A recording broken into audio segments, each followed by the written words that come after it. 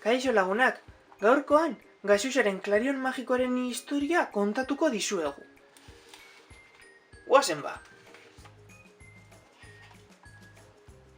Gau batean, Gaxusak oihanera joatea erabaki zuen. Eta etxetik atera zen, eta oihanera abiatu zen. Oihanean barrenan zijoala, otsoa agertu zen haren atzetik, eta zera pentsatu zuen. Nora ote doa Gaxusa? Jarraitu egingo diot, eta gero agian ian egingo dut. Tan abiatu zen otsoa Gaxusaren atzetik. Eta bidean aurrera zijoala Gaxusa, tipitapa, orduan sorgina agertu zen haren atzetik, eta zera pentsatu zuen. Nora ote doa Gaxusa? Jarraitu egingo diot, eta gero agian nire etxera eramango dut.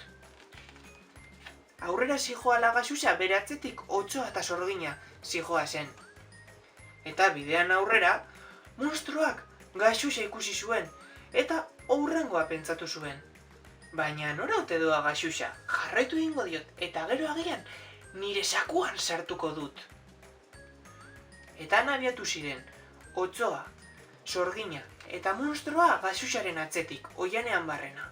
Bera jarraituz. Gaxusak pentsatu zuen, iritsi naizia ia. Eta bidean mamuarekin topo egin zuen, eta mamuak pentsatu zuen. Baina nora doa Gaxusa? Jarraitu egingo diot, eta gero agian izugarrizko susto emango diot.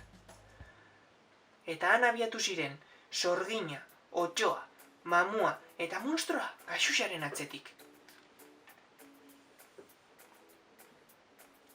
Oihanaren amaierara iristerakoan, Gaxusak bere motzila ireki zuen, eta bertatik klarion bat atera zuen, eta zeruan, ate bat margosteari ekin zion.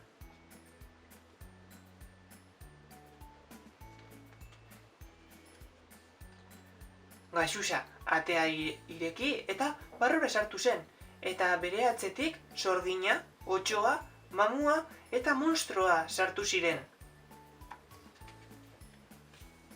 Behin denak atearen barruan zeudela, Gaxusa atea ireki zuen eta handik atera zen. Eta giltza zitze zuen hango atea. Era horretan, otsoa, sorgina, monstroa eta mamua giltzaperaturik utzi zituen. Eta handik, oihanean barrena atzerantza egin zuen eta bere etxera itzuli zen. Eta Gaxusa posik geratu zen bere etxetxoan. Hau izan da gaurko historia, Gaxusaren klarion magikoa. Ala basan edo ez basan, zer dadila kala basan, eta atera dadila zuen etzeko egon gelan. Besarkada bana, hurren arte!